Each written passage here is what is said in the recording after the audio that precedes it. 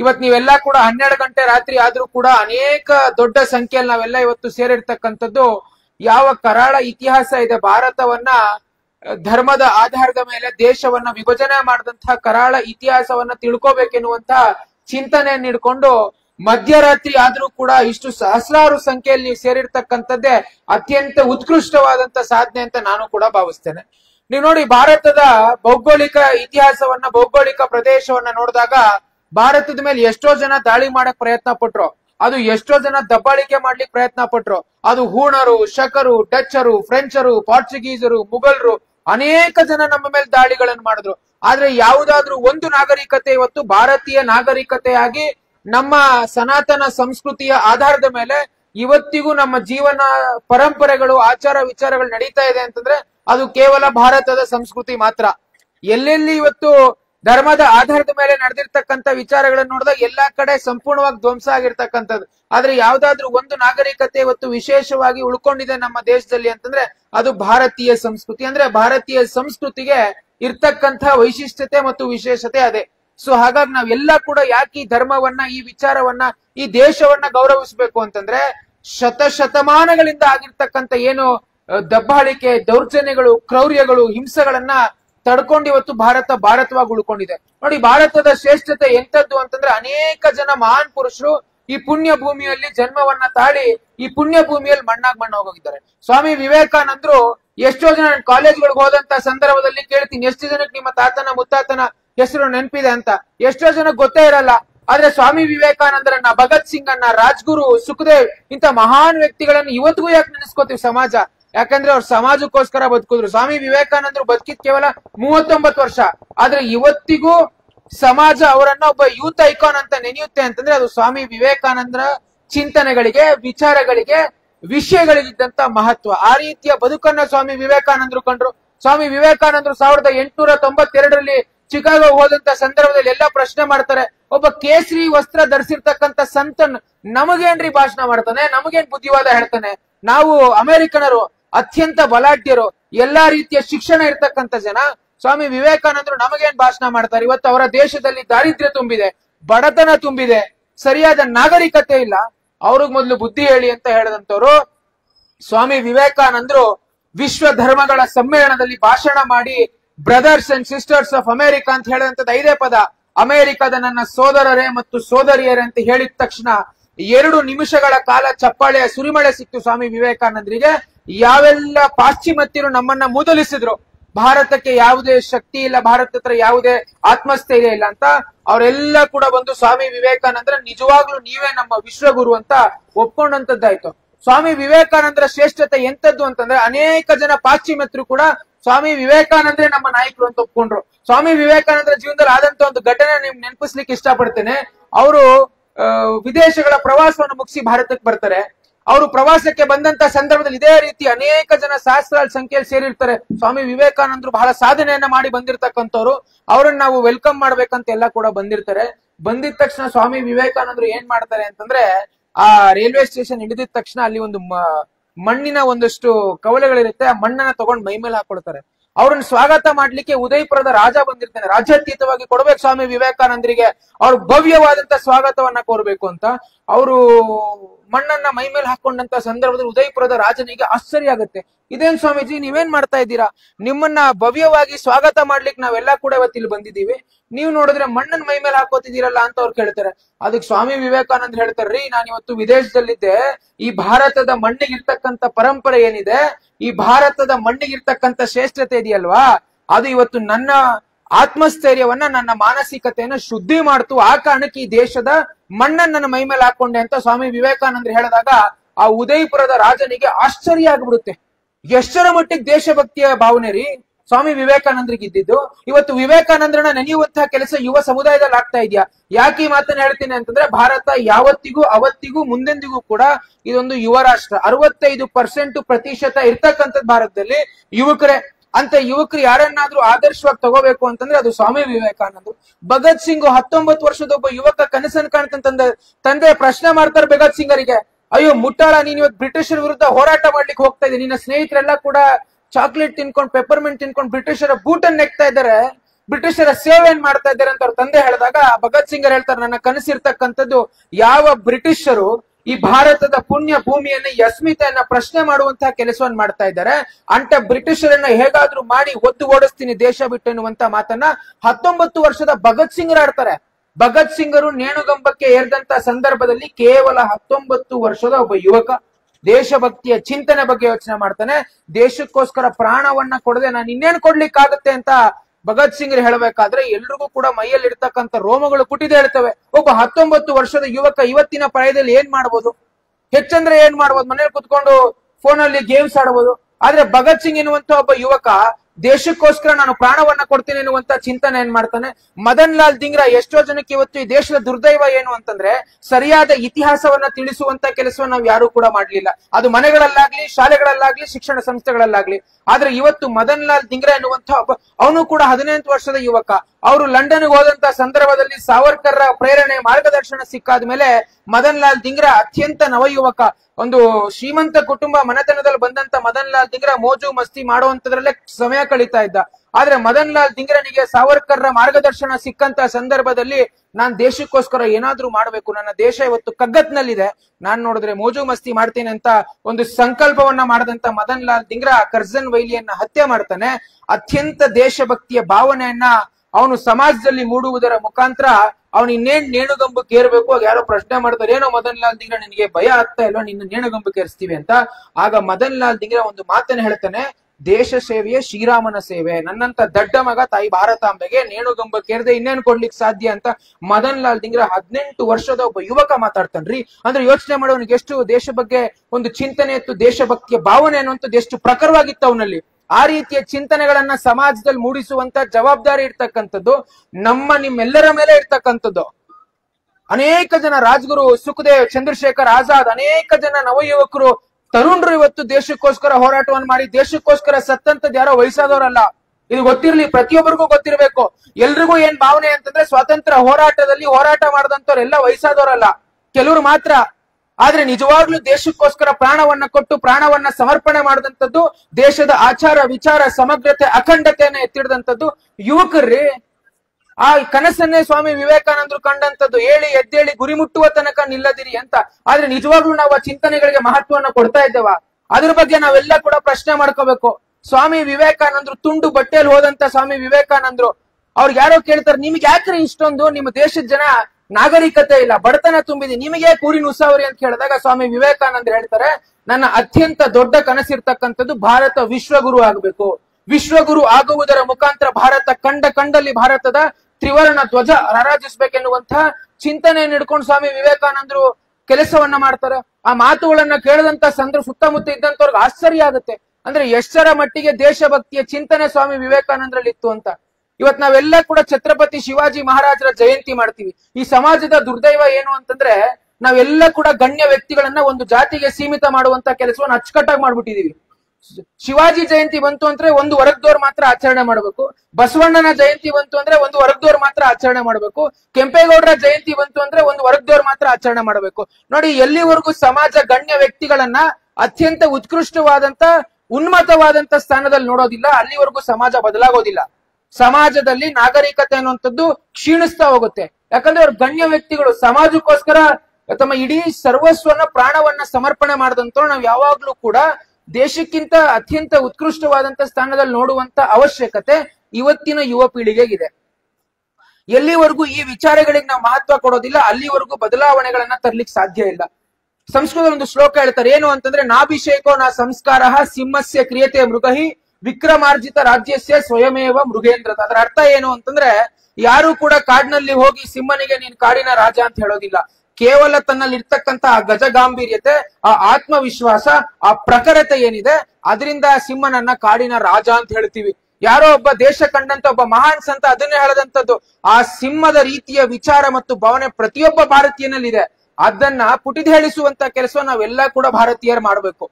ಗುಲಾಮಗಿರಿ ಸಂಸ್ಕೃತಿ ಅನ್ನುವಂಥದ್ದು, ಗುಲಾಮಿತನ ಅನ್ನುವಂಥದ್ದು ನಮ್ಮಲ್ಲಿ ಹೋಗಬೇಕು. ಯಾಕಂದ್ರೆ ಅಲೆಕ್ಸಾಂಡರ್ ನೋಡಿ, ಇವತ್ತು ಎಲ್ರಿಗೂ ಬಹಳ ಸ್ಪಷ್ಟವಾಗಿ ಹೇಳ್ತೀನಿ, ಅಲೆಕ್ಸಾಂಡರ್ ಜಗತ್ತನ್ನ ಗೆದ್ದ, ಭಾರತವನ್ನ ಗೆಲ್ಲಿಕ್ಕಾಗಿಲ್ಲ. ದಯವಿಟ್ಟು ತಿಳ್ಕೊಳ್ಳಿ, ಅಲೆಕ್ಸಾಂಡರ್ ಜಗತ್ತನ್ನ ಗೆಲ್ತೀನಂತ ಹೋದಂತವನು ಭಾರತದ ಪುಣ್ಯ ಭೂಮಿಯನ್ನ ಸ್ಪರ್ಶ ಮಾಡಿದವನು ಗೊತ್ತಾಯ್ತು, ಈ ಭಾರತದ ಪುಣ್ಯ ಭೂಮಿಯನ್ನು ಗೆಲ್ಲುವಂತ ಸಾಮರ್ಥ್ಯ, ಚಾಕಚಕ್ಯತೆ, ತಾಕತ್ತು ನನಗಿಲ್ಲ ಅಂತ. ಅದು ಈ ಭಾರತದ ಪುಣ್ಯ ಭೂಮಿಗೆ ಇರ್ತಕ್ಕಂಥ ಶಕ್ತಿ. ಮುಘಲ್ರು ಅವರು ಭಾರತದ ಪುಣ್ಯ ಭೂಮಿಯನ್ನ ಸ್ಪರ್ಶಿಸ್ಲಿಕ್ಕೆ 5 ಶತಮಾನಗಳು ಬೇಕಾಯ್ತು. ಸೂರ್ಯ ಮುಳುಗದ ಸಾಮ್ರಾಜ್ಯ ಅಂತ ಎಲ್ಲ ಕೊಂಡಾಡ್ತೀವಿ ನಾವು ಪಠ್ಯ ಪುಸ್ತಕಗಳಲ್ಲಿ, ಮಕ್ಕಳು ಕೂಡ ಅದನ್ನೇ ಹೇಳ್ಕೊಡ್ತೀವಿ.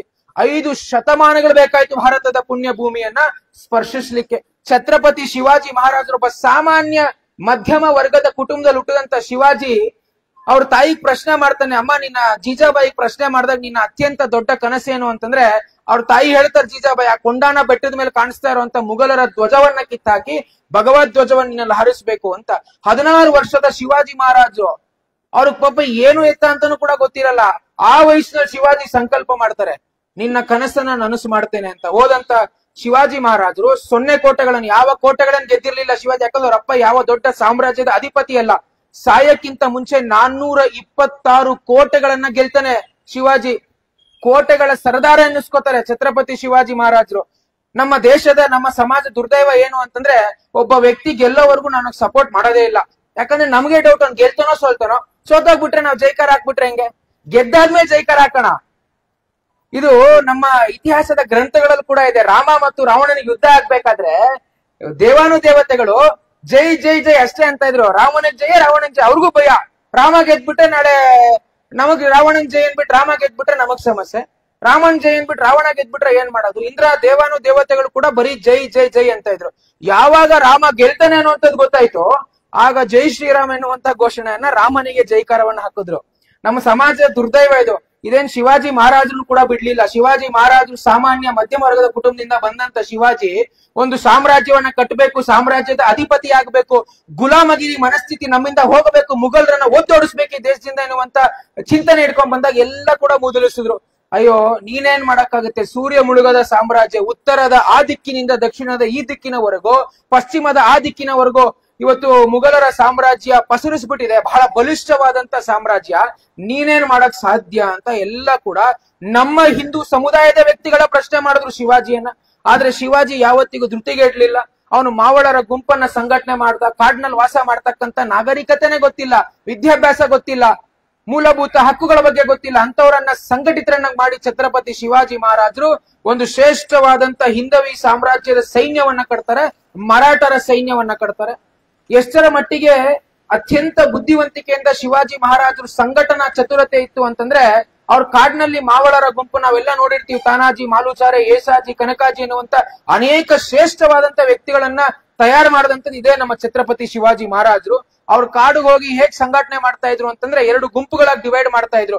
ಒಂದು ಮರಾಠರ ಗುಂಪು, ಒಂದು ಮುಘಲರ ಗುಂಪು. ಮೊದಲೇ ನಿಶ್ಚಯ ಮಾಡಿದ್ರೇನು ಅಂತಂದ್ರೆ, ಮರಾಠರು ಹುಟ್ಟಿರ್ತಕ್ಕಂಥದ್ದು ಗೆಲ್ಲಿಕ್ಕೆ, ಮುಘಲ್ ಹುಟ್ಟಿರ್ತಕ್ಕಂಥದ್ದು ಸೋಲ್ಲಿಕ್ಕೆ ಅಂತ ಮಕ್ಳಿಗೆ ಹೇಳ್ಕೊಡ್ತಾ ಇದ್ರು. ಅಂದ್ರೆ ಚಿಕ್ಕ ವಯಸ್ಸಿಂದನೇ ಅವರಲ್ಲಿ ನಾವು ಹುಟ್ಟಿರ್ತಕ್ಕಂಥದ್ದೇ ಗೆಲ್ಲಲಿಕ್ಕೆ ಎನ್ನುವಂತ ಭಾವನೆ ಬರಬೇಕೆನ್ನುವ ಕಾರಣಕ್ಕೆ ಛತ್ರಪತಿ ಶಿವಾಜಿ ಮಹಾರಾಜರು ಈ ರೀತಿಯ ಆಟಗಳನ್ನು ಹೇಳ್ಕೊಡ್ತಾ ಇದ್ರು ಮಕ್ಕಳಿಗೆ. ಇದೇ ರೀತಿ ಸಂಘಟನೆ ಮಾಡಿ ಮಾಡಿ ಮಾಡಿ ಎಷ್ಟು ಬಲಿಷ್ಠವಾದಂತ ಒಂದು ಸೈನ್ಯವನ್ನ, ಸಾಮ್ರಾಜ್ಯವನ್ನ ಶಿವಾಜಿ ಕಟ್ತಾರೆ ಅಂತಂದ್ರೆ, ಔರಂಗಜೇಬನಿಗೆ ರಾತ್ರಿ ಹೊತ್ತು ಶಿವಾಜಿ ಹೆಸರು ಕೇಳಿದ್ರೆ ನಿದ್ದೆ ಬರ್ತಾ ಇರಲಿಲ್ಲ. ಇದು ವಾಸ್ತವದ ಸಂಗತಿ. ಘಟಾನುಘಟಿಗಳನ್ನ ಛತ್ರಪತಿ ಶಿವಾಜಿ ಮಹಾರಾಜರು ಎದುರಿಸಿದ್ರು. ಶಿವಾಜಿ ಮಹಾರಾಜರು ನಿಮಗೆ ಗೊತ್ತಿರಲಿ ಬಂಧುಗಳು, ಎಷ್ಟೋ ಜನಕ್ಕೆ ನೋಡಿ ಸಮಸ್ಯೆ ಏನು ಅಂತ, ನಮ್ಮ ದೇಶ ಜನರದು ಇತಿಹಾಸದ ಪ್ರಜ್ಞೆ ಇಲ್ಲ, ಅಥವಾ ಇತಿಹಾಸವನ್ನ ತಿಳ್ಕೊಳ್ತಕ್ಕಂಥ ಆಸಕ್ತಿ ಕೂಡ ನಮ್ಮಲ್ಲಿ. ನಮ್ಮ ಸಮಸ್ಯೆ ಅದು, ನಾವು ಒಪ್ಕೋಬೇಕು ಅದನ್ನ. ಆ ಪ್ರಜ್ಞೆ, ಆಸಕ್ತಿ ನಮ್ಮಲ್ಲಿ ಇಲ್ವೇ ಇಲ್ಲ. ಆದ್ರೆ ಶಿವಾಜಿ ಮಹಾರಾಜರು ಅವರು ಒಂದು ಸೈನ್ಯವನ್ನ ಕಟ್ಟಬೇಕು ಅಂತ ಬಂದಾಗ ಸಂಪೂರ್ಣವಾಗಿ ಮುಘಲರ ದೊಡ್ಡ ಸಾಮ್ರಾಜ್ಯ ಅವರ ಆಳ್ವಿಕೆ ಮಾಡ್ತಾ ಇದ್ರು. ಎಲ್ಲಾ ಕಡೆ ಮುಘಲರ ಧ್ವಜಗಳು ರಾರಾಜಿಸ್ತಾ ಇತ್ತು. ಅಂತಹ ಸಂದರ್ಭದಲ್ಲಿ ಶಿವಾಜಿ ಒಬ್ಬ ಸಾಮಾನ್ಯ ವ್ಯಕ್ತಿಯ ಮಗ ಒಂದು ಕನಸನ್ನ ಕಂಡು ಅತ್ಯಂತ ದೊಡ್ಡ ಹಿಂದವಿ ಸಾಮ್ರಾಜ್ಯವನ್ನ ಸ್ಥಾಪನೆ ಮಾಡ್ತಾರೆ ಅಂತಂದ್ರೆ, ಅವ್ರು ಹುಟ್ಟಿದ್ದು ಇದೇ ಪುಣ್ಯ ಭೂಮಿಯಲ್ಲಿ. ಅವರಲ್ಲಿ ಹರಿತಾ ಇರ್ತಕ್ಕಂಥ ಭಾರತೀಯನ ರಕ್ತವೇ ನಮ್ಮಲ್ಲಿ ಕೂಡ ಹರಿತಾ ಇರ್ತಕ್ಕಂಥದ್ದು. ಅವರಲ್ಲಿ ಇದ್ದಂಥದ್ದು ಏನು ಅಂತಂದ್ರೆ, ನಾನು ಏನೇ ಆದ್ರೂ ಕೂಡ ನನ್ನ ದೇಶದ ಜನರನ್ನ ರಕ್ಷಣೆ ಮಾಡ್ಬೇಕೆನ್ನುವಂತಹ ವಿಚಾರವನ್ನು ಹಿಡ್ಕೊಂಡು ಛತ್ರಪತಿ ಶಿವಾಜಿ ಮಹಾರಾಜರು ಕೆಲಸ ಮಾಡ್ತಾರೆ. ಭೂಷಣ ಎನ್ನುವಂತಹ ಕವಿ ಹೀಗೆ ಮರಾಠಿಯಲ್ಲಿ ಮಾತನಾಡಬೇಕಾದ್ರೆ ಹೇಳ್ತಾರೆ, ಶಿವಾಜಿ ಮಹಾರಾಜರು ಇರ್ಲಿಲ್ಲ ಅಂತಂದ್ರೆ ಕಾಶಿ ಕಿ ಕಳಾ ಜಾತಿ ಮಥುರಾ ಮಸ್ಜಿದ್ ಹೋತಿ, ಶಿವಾಜಿ ನಾ ಹೋತೆ ತೋ ಸುನ್ನತ್ ಹೋತಾ ಸಬ್ಕೆ. ಅದ್ರ ಅರ್ಥ ಏನು ಅಂತಂದ್ರೆ, ಶಿವಾಜಿ ಮಹಾರಾಜರು ಇರ್ಲಿಲ್ಲ ಅಂತಂದ್ರೆ ಕಾಶಿ ಕಳಾಮಯ ಆಗ್ತಾ ಇತ್ತು, ಮಥುರಾ ಮಸೀದಿ ಆಗ್ತಿತ್ರಿ. ಶಿವಾಜಿ ಇರ್ಲಿಲ್ಲ ಅಂತಂದ್ರೆ ನಾವು ಊಹೆ ಮಾಡ್ಕೊಳಕ್ಕೂ ಆಗೋದಿಲ್ಲ ಭಾರತದ ಪರಿಸ್ಥಿತಿ. ಆದ್ರೆ ದುರ್ದೈವ, ಇವತ್ತಿನ ಸಮಾಜದ ಜನ ಅವನನ್ನು ಕೂಡ ಒಂದು ಜಾತಿ ಪ್ಲೇ ಕಾರ್ಡ್ ಅನ್ನ ಕೊಟ್ಟು ಅವನನ್ನು ಕೂಡ ಒಂದು ಜಾತಿಗೆ ಸೀಮಿತ ಮಾಡಿ ಅಲ್ಲೇ ಇರಪ್ಪ ಅಂತ ಕೂರ್ಸ್ಬಿಟ್ಟಿದೀವಿ. ಇದು ಸಮಾಜದ ದುರ್ದೈವ. ನಾನು ಅದನ್ನೇ ಹೇಳದಂತ ಇದರಿಂದ ಆಚೆ ಬರ್ಬೇಕು ನಾವು. ಯಾವಾಗ ಈ ಸಮಸ್ಯೆಗಳು ಆಚೆ ಹೋಗೋದಿಲ್ಲ ಅಲ್ಲಿವರೆಗೂ ಸಮಾಜದಲ್ಲಿ ಬದಲಾವಣೆಗಳನ್ನು ಅಂತ ತರ್ಲಿಕ್ಕೆ ಸಾಧ್ಯವೇ ಇಲ್ಲ. ಇದೊಂದು ರೀತಿ ವಿಷ ಬೀಜಗಳು. ನಾವೆಲ್ಲ ಹಿಂದೂ, ನಾವೆಲ್ಲ ಒಂದು, ನಾವೆಲ್ಲ ಬಂಧು ಅನ್ನುವಂಥದ್ದು ಬರೀ ಘೋಷಣೆಗೆ ಸೀಮಿತ ಆಗ್ತಕ್ಕಂಥದ್ದಲ್ಲ. ಇದನ್ನ ಅಸ್ತಿತ್ವಕ್ಕೆ ತರಬೇಕು ಅಂತಂದ್ರೆ ಇಂಥ ಮಹಾನ್ ವ್ಯಕ್ತಿಗಳನ್ನ ದಿನನಿತ್ಯ ಸ್ಮರಿಸ್ಕೊಳ್ತಕ್ಕಂಥ ಕೆಲಸ ಆಗ್ಬೇಕು. ಆಗ ಮಾತ್ರ ಸಮಾಜದಲ್ಲಿ ಬದಲಾವಣೆ ತರ್ಲಿಕ್ಕೆ ಸಾಧ್ಯ. ಕ್ರಾಂತಿವೀರ ಸಂಗೊಳ್ಳಿ ರಾಯಣ್ಣನ ಹಿಡ್ಕೊಟ್ಟಿಂತಿದ್ ಯಾರ್ರಿ? ನಮ್ಮದೇ ಹಿಂದೂ ಸಮುದಾಯದ ಮುಖಂಡರುಗಳು. ಯಾರೋ ಬ್ರಿಟಿಷ್ ಬರ್ಲಿಲ್ಲ, ಇನ್ಯಾವುದೋ ಅನ್ಯ ಧರ್ಮದವ್ರು ಬರ್ಲಿಲ್ಲ. ಹಿಡ್ಕೊಟ್ಟಿದ್ ಯಾರು? ನಮ್ಮ ಧರ್ಮದವರೇ, ನಮ್ಮ ಹಿಂದೂಗಳೇ ಸಂಗೊಳ್ಳಿ ರಾಯಣ್ಣನನ್ನ. ಸಂಗೊಳ್ಳಿ ರಾಯಣ್ಣ ಹೋರಾಟ ಮಾಡ್ಬೇಕಾದ್ರೆ 200-300 ಕೆಜಿ ಇರ್ತಕ್ಕಂಥ ಖಡ್ಗಗಳನ್ನ ಹಿಡ್ಕೊಂಡು ಹೋರಾಟ ಮಾಡ್ತಾನೆ ಅಂತಂದ್ರೆ ಅದು ಸಾಮಾನ್ಯದ ಸಂಗತಿ ಎಲ್ಲ. ಯೋಚನೆ ಮಾಡಿ, 10 ಕೆಜಿ ಖಡ್ಗ ಹಿಡ್ಕೋಬೇಕಂದ್ರೆ ನಮ್ ಕೈಲಿ ಅಯ್ಯೋ ನಮ್ ಕೈಲಿ ಆಗಲ್ಲ ಅಂತೀವಿ. ಇನ್ 200-300 ಕೆಜಿ ತೂಕ ಇರ್ತಕ್ಕಂಥ ವಸ್ತ್ರಗಳನ್ನ ಹಾಕೊಂಡು ದೇಶಕ್ಕೋಸ್ಕರ ಹೋರಾಟ ಮಾಡ್ತೀನಿ ಅನ್ನುವಂತ ಚಿಂತನೆ ಹಿಡ್ಕೊಂಡು ಸಂಗೊಳ್ಳಿ ರಾಯಣ್ಣ ಕೆಲಸ ಮಾಡಿದೆ ಅಂದ್ರೆ ಅವನ ಮಾನಸಿಕತೆ ಅಂತದ್ದು ದೇಶಕ್ಕೋಸ್ಕರ ಯಾವ ಉನ್ನತವಾದಂತ ಚಿಂತನೆ ಹಿಡ್ಕೊಂಡು ಸಂಗೊಳ್ಳಿ ರಾಯಣ್ಣ ಕೆಲಸ ಮಾಡದ. ಆದ್ರೆ ನಾವೇನ್ ಮಾಡಿದೀವಿ? ಮತ್ತೆ ಅದೇ ಜಾತಿ ಕಾರ್ಡ್ ಕೊಟ್ಟು ಕೂರ್ಸಿದೀನಿ ಅಲ್ಲೇ ಇರು ಅಂತ. ಇದು ಸಮಾಜದ ದುರ್ದೈವ. ಇವೆಲ್ಲವನ್ನು ಕೂಡ ನೋಡಿ, ನಾವು ಸಮಾಜದಲ್ಲಿ ಇರ್ತಕ್ಕಂಥ ನ್ಯೂನ್ಯತೆಗಳನ್ನ ಒಪ್ಕೋಬೇಕು. ನಮ್ಮ ಸಮಸ್ಯೆಗಳು ಕೂಡ ಇದೆ. ಭಕ್ತಿ ಇಲ್ಲದ ಬಡವನ ಕಕ್ಕಯ್ಯನ ಮನೆಯಲ್ಲೂ ಬೇಡಿದೆ, ಚೆನ್ನಯ್ಯನ ಮನೆಯಲ್ಲೂ ಬೇಡಿದೆ, ದಾಸಯ್ಯನ ಮನೆಯಲ್ಲೂ ಬೇಡಿದೆ. ಎಲ್ಲಾ ಪುರಾತನರು ನೆರೆದು ಭಕ್ತಿ ಭಿಕ್ಷೆ ನಿಕ್ಕಿದೆಡೆ ಏನ ಪಾತ್ರೆ ತುಂಬಿತು ಕೂಡಲ ಸಂಗಮ ದೇವ ಅಂತ ಹೇಳದಂತ ಬಸವಣ್ಣನ ನಾವೇನ್ ಮಾಡಿದ್ವಿ? ಅವ್ರದ್ದು ಅದೇ ಸಮಸ್ಯೆ. ಎಷ್ಟು ಚೆನ್ನಾಗಿ ಆಗಿನ ಕಾಲದಲ್ಲೇ ಸಮಾಜದ ಎಲ್ಲಾ ಜನ ಕೈ ಜೋಡಿಸಿದ್ರೇನೆ ಇವತ್ತು ಸಮಾಜವನ್ನ ಕಟ್ಲಿಕ್ಕೆ ಸಾಧ್ಯ ಅಂತ ಹೇಳದಂತ ವಿಶ್ವಗುರು ಬಸವಣ್ಣನನ್ನ ಎಷ್ಟು ಗೌರವಯುತವಾಗಿ ನಾವು ನಡೆಸ್ಕೊಂಡ್ವಿ. ಅವರನ್ನು ಕೂಡ ಒಂದು ಸಮೂಹಕ್ಕೆ ಸೀಮಿತ ಮಾಡುವಂತಹ ಕೆಲಸವನ್ನು ಮಾಡ್ಬಿಟ್ವಿ. ಹೀಗೆ ನೀವು ಸೀಮಿತ ಮಾಡ್ತಾ ಮಾಡ್ತಾ ಮಾಡ್ತಾ ಮಾಡ್ತಾ ಹೋದ್ರೆ ಖಂಡಿತವಾಗ್ಲೂ ನಾವೇ ಹಿಂದೂ ಸಮುದಾಯವನ್ನ, ಹಿಂದೂ ಸಮಾಜವನ್ನ ಒಡಿತೀವಿ. ಹಿಂದೂ ಸಮುದಾಯವನ್ನ ಕಟ್ಟುವಂತಹ ಕೆಲಸ ಆಗೋದಿಲ್ಲ. ಹಿಂದೂ ಸಮುದಾಯವನ್ನ ಒಡೆಯುವಂತ ಕೆಲಸಕ್ಕೆ ನಾವೇ ಪೀಠಿಕೆ ಹಾಕೊಟ್ಟಂತೆ. ದಯವಿಟ್ಟು ಇದನ್ನೆಲ್ಲ ಕೂಡ ಅರ್ಥ ಮಾಡ್ಕೋಬೇಕು. ಇವತ್ತು ಎಷ್ಟೋ ಜನ ತಂದೆ ತಾಯಿಂದ್ರಿಗೆ ಇರ್ತಕ್ಕಂಥ ಭಾವನೆ ಏನು ಅಂತಂದ್ರೆ, ನಮ್ಮ ಮನೆಯಲ್ಲಿ ವಿವೇಕಾನಂದರು, ಭಗತ್ ಸಿಂಗ್, ರಾಜ್ಗುರು, ಸುಖದೇವ್ ಹುಟ್ಟುವಂತದ್ದು ಬೇಡ, ಪಕ್ಕದ ಮನೇಲಿ ಹುಟ್ಲಪ್ಪ, ನಮ್ಮ ಮನೇಲಿ ಇಂಜಿನಿಯರ್, ಡಾಕ್ಟರ್ ಆದ್ರೆ ಸಾಕು. ಈ ರೀತಿಯ ಚಿಂತನೆ ಇವತ್ತಿಗೂ ಇದೆ. ಏನ್ ವಿವೇಕಾನಂದರು, ಭಗತ್ ಸಿಂಗರು, ರಾಜ್ಗುರು, ಸುಖದೇವ್ ಆದ್ರೆ ಬಂದೂಕ್ ಹಿಡ್ಕೊಂಡು ಯುದ್ಧ ಮಾಡ್ಬೇಕು ಅಥವಾ ಇನ್ಯಾವುದೋ ಸಾಧುವಿನ ವೇಷ ಹಾಕೊಂಡು ಎಲ್ಲವನ್ನ ಬಿಟ್ಟು ಹೋಗ್ಬೇಕನ್ನುವಂಥದ್ದಲ್ಲ. ಇಲ್ಲಿ ಮಹತ್ವ ಕೊಡ್ಬೇಕಾಗಿರ್ತಕ್ಕಂಥದ್ದು ಅವರ ಚಿಂತನೆಗೆ, ಅವರ ಜ್ಞಾನದ ಪರಂಪರೆಗೆ ನಾವು ಮಹತ್ವನ ಕೊಡ್ಬೇಕಾಗಿರ್ತಕ್ಕಂಥದ್ದು. ಓ ತೇಜೋಮಯನ ಎದ್ದೇಳು, ನಿತ್ಯ ಪರಿಶುದ್ಧನ ಮೇಲೇಳು, ಜನನ ಮರಣ ರಹಿತನ ಏಳು, ಸರ್ವಶಕ್ತನ ಮೇಲೇಳು, ನಿನ್ನ ನಿಜವಾದ ದೈವ ಸ್ವರೂಪವನ್ನ ಅಭಿವ್ಯಕ್ತಗೊಳಿಸುವಂತ ಸ್ವಾಮಿ ವಿವೇಕಾನಂದರು ಹೇಳಿದ್ರು. ನಿನ್ನಲ್ಲಿ ಅತ್ಯಂತ ದೈವಿ ಸ್ವರೂಪದ ಭಾವನೆಗಳು ನಿನ್ನಲ್ಲಿದೆ, ಅದನ್ನ ಅಭಿವ್ಯಕ್ತಗೊಳಿಸುವಂತಹ ಕೆಲಸವನ್ನ ಮಾಡುವಂತ ಬಹಳ ಸ್ಪಷ್ಟವಾಗಿ ಸ್ವಾಮಿ ವಿವೇಕಾನಂದರು ಹೇಳಿದ್ರು. ಇವತ್ತು ನಿಜವಾಗ್ಲೂ ಹೆಣ್ಮಕ್ಳಿಗೆ ಯಾರು ಮಾರ್ಗದರ್ಶನ ಆಗಬೇಕು ಅಂತಂದ್ರೆ ಸಾವಿತ್ರಿಬಾಯಿ ಫೂಲೆ ನಮಗ್ ಮಾರ್ಗದರ್ಶನ ಆಗ್ಬೇಕು. ಜ್ಯೋತಿಬಾಯಿ ಫೂಲೆ ಅವರು ಅತ್ಯಂತ ಏನು ಹೆಣ್ಮಕ್ಳನ್ನ ಯಾವುದೇ ರೀತಿಯ ಶಿಕ್ಷಣವನ್ನ ಕೊಡದೆ ಒಂದು ಸಮೂಹಕ್ಕೆ ಅವರನ್ನ ಸೀಮಿತ ಮಾಡದಂತ ಸಂದರ್ಭದಲ್ಲಿ ಅವರು ಮಹಾರಾಷ್ಟ್ರದ ಮನೆಗಳಿಗೆ ಹೋಗ್ತಾರೆ, ಹಳ್ಳಿಗಳಿಗೆ ಹೋಗ್ತಾರೆ, ಸಂಘಟನೆ ಮಾಡ್ತಾರೆ, ತಿಳಿಸ್ಕೊಡ್ತಾರೆ ಹಳ್ಳಿಗಾಡಿನ ಪ್ರದೇಶ ಜನರಿಗೆ. ಇವತ್ತು ಹೆಣ್ಣು ಮಕ್ಳಿಗೆ ನೀವು ಶಿಕ್ಷಣ ಕೊಡಬೇಕು, ಹೆಣ್ಣು ಮಕ್ಳನ್ನ ಮುನ್ನೆಲೆಗೆ ತರಬೇಕಂತ ಹೇಳಿ ಎಷ್ಟೋ ಜನರ ಮೇಲೆ ಟೊಮೆಟೊ ಹೊಡಿತಾರೆ, ಮೊಟ್ಟೆ ಹೊಡಿತಾರೆ, ಅತ್ಯಂತ ಕೆಟ್ಟದಾಗಿ ನಡೆಸ್ಕೋತಾರೆ. ಆದ್ರೂ ಕೂಡ ಛಲದಂಕ ಮಲ್ಲರಂತೆ ಅವರು ಹೋರಾಟವನ್ನ ಮಾಡಿದ ಕಾರಣ ಇವತ್ತು ಎಷ್ಟೋ ಜನ ಹೆಣ್ಮಕ್ಳು ಇವತ್ತು 12 ಗಂಟೆ ಆದ್ರೂ ಕೂಡ ಧೈರ್ಯವಾಗಿ ಇವತ್ತು ಇಲ್ಲಿ ಕೂತಿದ್ದಾರೆ ಅಂತಂದ್ರೆ ಅದಕ್ಕೆ ಯಾರು ಮಾರ್ಗದರ್ಶನ, ಆದರ್ಶ ಪುರುಷರು? ಜ್ಯೋತಿಬಾಯಿ ಸಾವಿತ್ರಿಬಾಯಿ ಫೂಲೆ ಒಬ್ಬ ದೇಶದ ಅವರು ಸೇವೆ ಮಾಡಿದಂತಹ ಅತ್ಯಂತ ಉತ್ಕೃಷ್ಟವಾದಂತ ವಿಚಾರವಾಗಿ ದೇಶ ಒಬ್ಬ ಪ್ರಧಾನಮಂತ್ರಿಯನ್ನು ನೋಡ್ತಾ ಇದೆ, ಒಬ್ಬ ರಾಷ್ಟ್ರಪತಿಯನ್ನು ನೋಡ್ತಾ ಇದ್ದೇವೆ. ಅನೇಕ ಉನ್ನತ ಸ್ಥಾನಮಾನಗಳಲ್ಲಿ ಇವತ್ತು ಹೆಣ್ಮಕ್ಳು ಕೂಡ ಮುನ್ನೆಲೆಗೆ ಬರ್ತಾ ಇದ್ದಾರೆ ಅಂತಂದ್ರೆ ಅದಕ್ಕೆ ಕಾರಣ ಜ್ಯೋತಿಬಾಯಿ ಫೂಲೆ, ಸಾವಿತ್ರಿಬಾಯಿ ಫೂಲೆ ಅಂತ ಮಹಾನ್ ವ್ಯಕ್ತಿಗಳು ಸಮಾಜಕ್ಕೋಸ್ಕರ ಕೆಲಸ ಮಾಡಿದ್ರು. ಅವ್ರನ್ನ ನೆನೆಯುವಂತಹ ಕೆಲಸ ಇವತ್ತು ಆಗ್ತಾ ಇದೆಯಾ ನೋಡಿ. ಇವತ್ತು ನಾವು ಯಾವುದೋ ಜಯಂತಿ ಬಂತು, ಸ್ವಾತಂತ್ರ್ಯ ದಿನ ಬಂತು, ಆ ದಿನಕ್ಕೆ ಮಾತ್ರ ಸೀಮಿತ ಮಾಡ್ತಕ್ಕಂಥದ್ದಲ್ಲ. ವಾಟ್ಸಪ್ ಅಲ್ಲಿ ಸ್ಟೇಟಸ್ ಹಾಕ್ದೆ, ಫೇಸ್ಬುಕ್ ಅಲ್ಲಿ ಸ್ಟೇಟಸ್ ಹಾಕ್ದೆ, ಮುಗಿದೋಯ್ತು. ಖಂಡಿತವಾಗ್ಲೂ ನಿಮ್ಮ ಜವಾಬ್ದಾರಿ ಅಲ್ಲಿಗೆ ಮುಗ್ದಿಲ್ಲ. ಸದೃಢವಾದಂತ ರಾಷ್ಟ್ರವನ್ನ ಕಟ್ಟಬೇಕು, ಸುಭದ್ರವಾದಂತ ರಾಷ್ಟ್ರವನ್ನ ಕಟ್ಟಬೇಕು ಅಂತಂದ್ರೆ ನಾವೆಲ್ಲ ಕೂಡ ದಿನನಿತ್ಯ ಅವರನ್ನ ಸ್ಮರಿಸ್ಕೊಳ್ತಕ್ಕಂತ ಕೆಲಸ ಆಗ್ಬೇಕು, ಅವರನ್ನ ಆರಾಧ್ಯ ಮಾಡ್ತಕ್ಕಂತ ಅಧ್ಯಯನ ಮಾಡುವಂತ ಕೆಲಸ ಆಗ್ಬೇಕು. ಒಂದ್ ಕಾಲದಲ್ಲಿ ನಾವು ಮಕ್ಕಳಿಗೆ ಸಮಾಧಾನ ಮಾಡ್ಬೇಕಂದ್ರೆ ಚಂದಮಾಮ ನೋಡು ಅಂತ ಹೇಳ್ತಿದ್ವಿ. ಆದ್ರೆ ಇವತ್ತು ಚಂದಮಾಮನ ಮೇಲೆ ತಿರಂಗ ಹಾರ್ತಾ ಇದೆ ನೋಡು ಎನ್ನುವಂತ ಕಾಲಘಟ್ಟಕ್ಕೆ ಭಾರತ ಬಂದು ತಲುಪಿದೆ. ಇದು ನವಭಾರತದ ತಾಕತ್ತು. ಎಲ್ಲ ಕೂಡ ಮೂದಲಿಸ್ತದೆ. ನಿಮಗೆ ಗೊತ್ತಿರ್ಲಿ, ಭಾರತದ ವಿಜ್ಞಾನಿಗಳು UK ಹೋದಂತ ಸಂದರ್ಭದಲ್ಲಿ ಅಲ್ಲಿದ್ದಂತ ವಿಜ್ಞಾನಿಗಳು ಮೂದಲಿಸ್ಬಿಟ್ರು. ನೀವೇನ್ರಿ ಹಸುವಿನ ಮೂತ್ರ ಕುಡಿತಕ್ಕಂತ ನೀವು ವಿಜ್ಞಾನಿಗಳು, ನೀವು ನಮಗೇನು ವಿಜ್ಞಾನದ ಬಗ್ಗೆ ಹೇಳ್ಕೊಡ್ತೀರಾ ಅಂತ. ಆದ್ರೆ ಇವತ್ತು ಅದೇ ವಿಜ್ಞಾನಿಗಳು ಹಾರಿಸ್ದೆ ಚಂದ್ರನ ಮೇಲೆ ಹಾರಿಸ್ಲಿಕ್ಕೆ ಆಗದೆ ಇರ್ತಕ್ಕಂತ ಅವರ ಧ್ವಜವನ್ನ ನಮ್ಮ ದೇಶವನ್ನು ನಾವು ಹಾರಿಸಿದ್ವಿ. ಅದು ಭಾರತದ ತಾಕತ್ತು. ಅರ್ಥ ಮಾಡ್ಕೋಬೇಕು. ನಾವು ಯಾವಾಗ್ಲೂ ಕೂಡ ನಮ್ಮ ದೇಶವನ್ನ ಹೀಯಾಳಿಸಿ ನೋಡ್ತಕ್ಕಂತ ಮನೋಭಾವನೆ ಹೋಗ್ಬೇಕು. ನಮ್ಮಲ್ಲಿ ಯಾವಾಗ್ಲೂ ಒಂದ್ ಚಾಳಿ ಇದೆ, ಇನ್ನೊಬ್ರನ್ನ ಫಾಲೋ ಮಾಡೋದು ಜಾಸ್ತಿ. ನಾವು ನಮ್ಮದು ಅಂತ ಬಂದ್ರೆ ನಮ್ಗೆ ಏನೋ ಒಂದು ಹಿಂಜರಿಕೆ, ನಮ್ಗೆ ಏನೋ ಒಂದು ರೀತಿಯ ನಾಚಿಕೆ. ಇದು ಹೋಗ್ಬೇಕು. ನಮ್ಮದು ಅನ್ನುವಂಥದ್ದು ನಮ್ಮದು, ಅದ್ರ ಬಗ್ಗೆ ನಮಗ್ ಗೌರವ ಇರಬೇಕು. ಈ ಕೇಸರಿ ಶಾಲೆ ಹಾಕೊಳ್ತೀವಿ ಅಂತಂದ್ರೆ ಅತ್ಯಂತ ಗೌರವಯುತವಾಗಿ, ಅತ್ಯಂತ ಸ್ವಾಭಿಮಾನದಿಂದ, ಅತ್ಯಂತ ಹೆಮ್ಮೆಯಿಂದ ಇದನ್ನ ಧರಿಸ್ತಕ್ಕಂತ ಕೆಲಸ ಮಾಡಬೇಕು.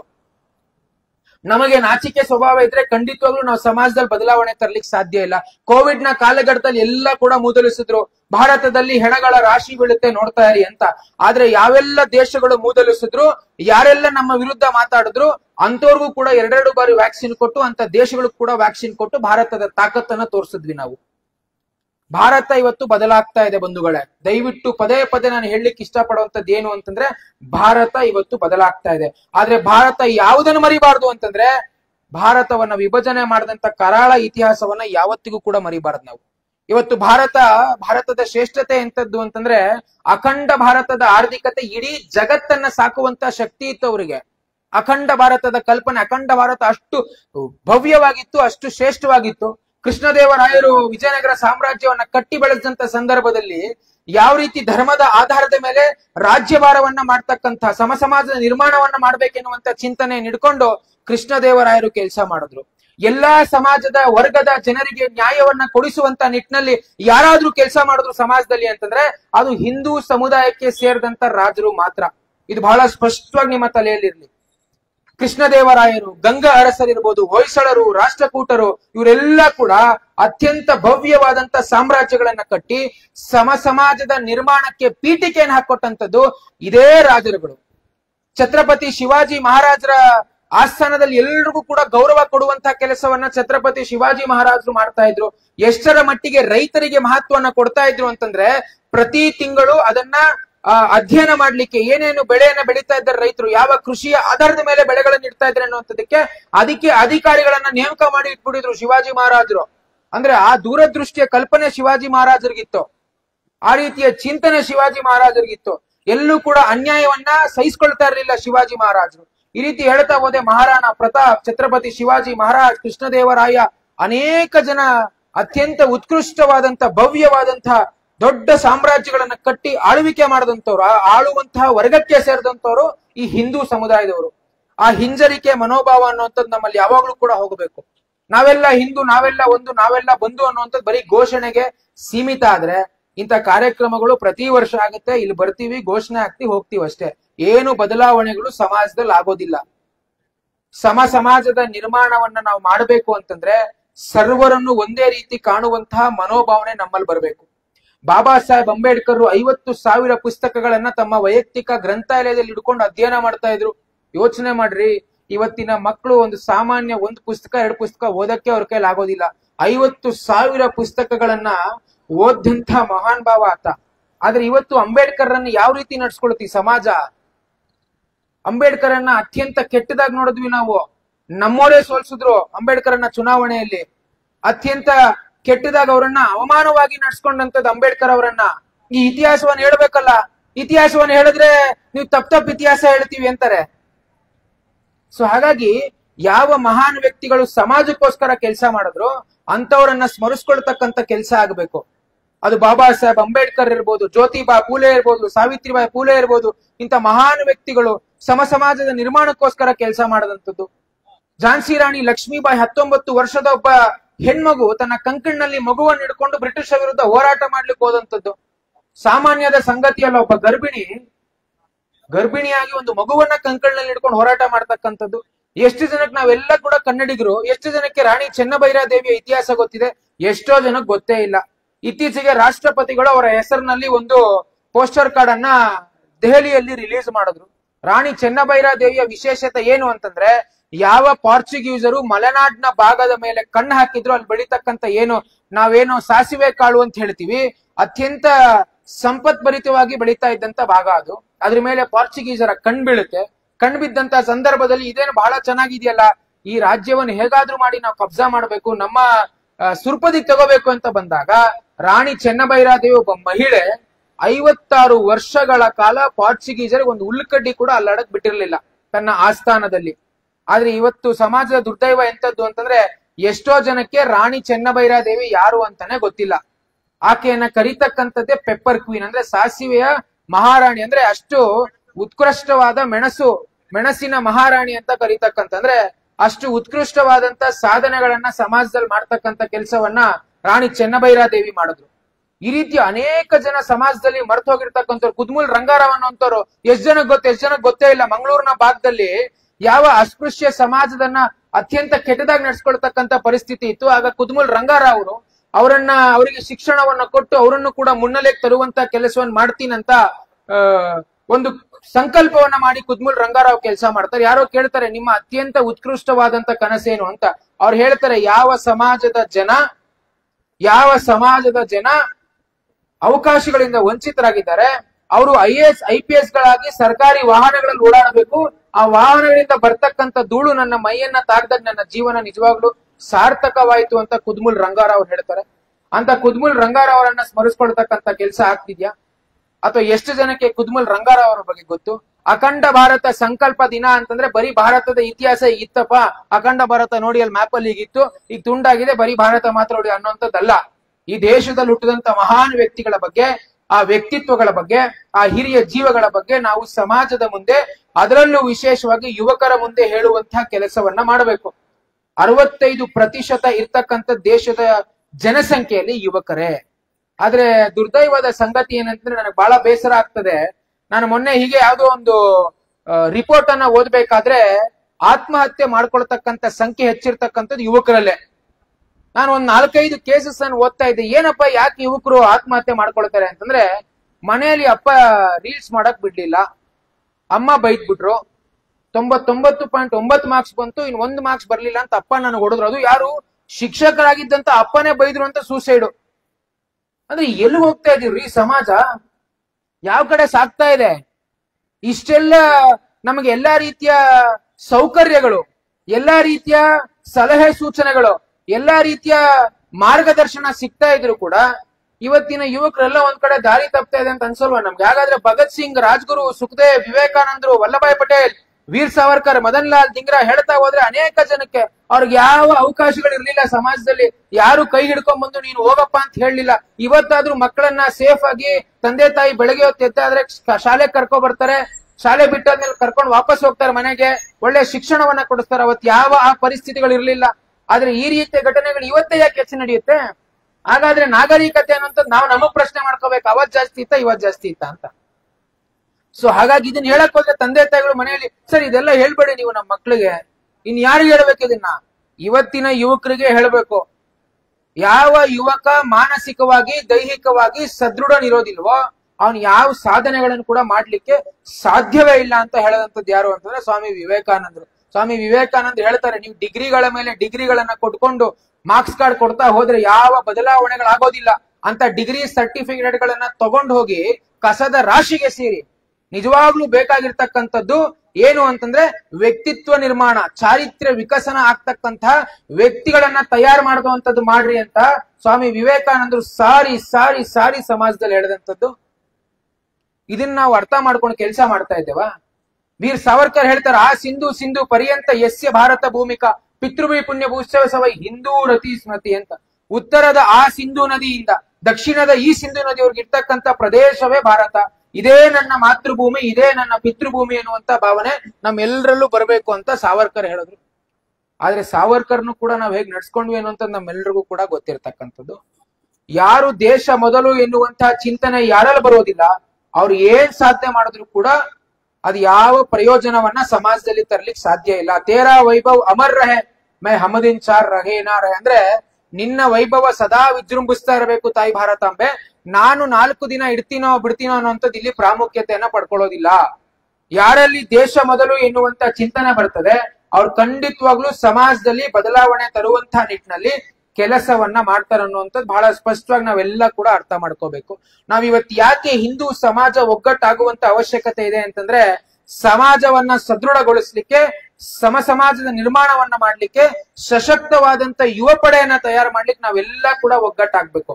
ಜಾತಿ, ಮತ, ಪಂಥ ಎನ್ನುವಂತಹ ಭೇದ ಭಾವಗಳನ್ನ ಬಿಟ್ಟು ನಾವೆಲ್ಲ ಕೂಡ ಒಗ್ಗಟ್ಟಾಗುವಂತ ಅವಶ್ಯಕತೆ ಇದೆ. ಇತ್ತೀಚೆಗೆ ಕಾಶ್ಮೀರದ ಪುಲ್ವಾಮಾದಲ್ಲಿ ಇರ್ಬೋದು, ಅನೇಕ ಕಡೆಗಳಲ್ಲಾದಂತ ಘಟನೆಗಳು ನಾವೆಲ್ಲ ಕೂಡ ನೋಡ್ತಾ ಇದ್ದೇವೆ. ಯಾವ ಆಧಾರದ ಮೇಲೆ ಅವರು ಹತ್ಯವನ್ನ ಮಾಡ್ತಕ್ಕಂಥದ್ದು, ಯಾವ ಆಧಾರದ ಮೇಲೆ ನಮ್ಮನ್ನ ವಿರೋಧ ಮಾಡ್ತಕ್ಕಂಥ ಕೆಲಸವನ್ನ ಮಾಡೋದು ನಮ್ಮೆಲ್ಲರೂ ಕೂಡ ಗೊತ್ತಿದೆ. ಎಲ್ಲಿವರೆಗೂ ಹಿಂದೂ ಸಮಾಜ, ಹಿಂದೂ ಸಮುದಾಯ ಒಗ್ಗಟ್ಟಾಗೋದಿಲ್ಲ, ಅಲ್ಲಿವರೆಗೂ ಈ ರೀತಿಯ ಘಟನೆಗಳು ಮರುಕಳಿಸ್ತಾ ಇರುತ್ತೆ. ಹಾಗಾಗಿ ನಾವೆಲ್ಲ ಕೂಡ ಒಗ್ಗಟ್ಟಾಗಿ, ನಾವೆಲ್ಲ ಹಿಂದೂ, ನಾವೆಲ್ಲ ಒಂದು, ನಾವೆಲ್ಲ ಬಂಧು ಅನ್ನೋದನ್ನ ಇದ್ರಲ್ಲಿ ತೋರಿಸ್ಬೇಕು. ಆಪರೇಷನ್ ಸಿಂಧೂರ್ ಅನ್ನುವಂತ ತಂದಾಗೂ ಕೂಡ ಅನೇಕ ಜನ ಪ್ರಶ್ನೆ ಮಾಡಿದ್ರು, ಯಾಕೆ ನೀವು ಸಿಂಧೂರ್ ಎನ್ನುವಂತ ಹೆಸರನ್ನಿಟ್ರಿ ಅಂತ.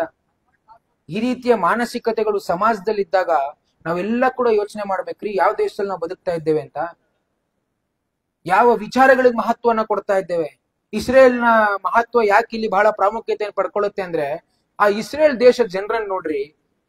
ಗೋವಾ ಪ್ರದೇಶ, ಗೋವಾ ರಾಜ್ಯ ಇರ್ತಕ್ಕಂಥ ಅರ್ಧದಷ್ಟಿಲ್ಲ ಇಸ್ರೇಲ್. ಒಂದು ಭಾಗದಿಂದ ಇನ್ನೊಂದು ಭಾಗಕ್ಕೆ 100 ಕಿಲೋಮೀಟರ್, ಇನ್ನೊಂದು ಭಾಗಕ್ಕೆ 100 ಕಿಲೋಮೀಟರ್ ಅಷ್ಟೇ ಆ ದೇಶ ಇರ್ತಕ್ಕಂಥದ್ದು. ಯಾವಾಗ ಅಲ್ಲಿ ಗಾಜಾದವರು ಅವ್ರ ಮೇಲೆ ದಾಳಿಗಳನ್ನ ಮಾಡಿದಾಗ ಅಲ್ಲಿ ಇದ್ದಂತ ಮಾಜಿ ಪ್ರಧಾನ ಮಂತ್ರಿಗಳು ಸಿಟ್ಟಿಂಗ್ ಪ್ರೈಮ್ ಮಿನಿಸ್ಟರ್ಗೆ ಸಹಕಾರವನ್ನು ಕೊಟ್ಬಿಡ್ತಾರೆ, ಬೆಂಜಾಮಿನ್ ನೇತನ್ಯಾಹು. ನಾನು ಬರ್ತೇನೆ, ಯುದ್ಧದ ವಸ್ತ್ರಗಳನ್ನು ಧರಿಸಿ ನಾನು ಹೋರಾಟವನ್ನ ಮಾಡ್ತೇನೆ ಅಂತ. ಅಂಥ ದೇಶದ ಪ್ರಜೆಗಳ್ರಿ.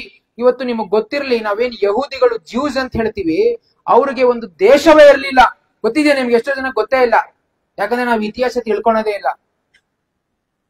ಆ ಯಹೂದಿಗಳಿಗೆ ಒಂದು ದೇಶವೇ ಇರಲಿಲ್ಲ. ಒಂದು ಸಂಕಲ್ಪವನ್ನ ಮಾಡ್ತಾರೆ, ಒಂದು ಮೀಟಿಂಗ್ ಅನ್ನ ಮಾಡಿ ಹೇಳ್ತಾರೆ, ನಮಗೊಂದು ದೇಶ ಬೇಕು ಅಂತ ಒಂದು ಸಂಕಲ್ಪ ಮಾಡದಂತೆ ಯಹೂದಿಗಳು ಮತ್ತೆ ಇಸ್ರೇಲ್ ದೇಶವನ್ನ ಮರುಕಳಿಸ್ತಾರೆ. ಅದನ್ನ ಮತ್ತೆ ಪಡ್ಕೊಳ್ತಕ್ಕಂತ ಕೆಲಸವನ್ನ ಯಹೂದಿಗಳು ಮಾಡ್ತಾರೆ.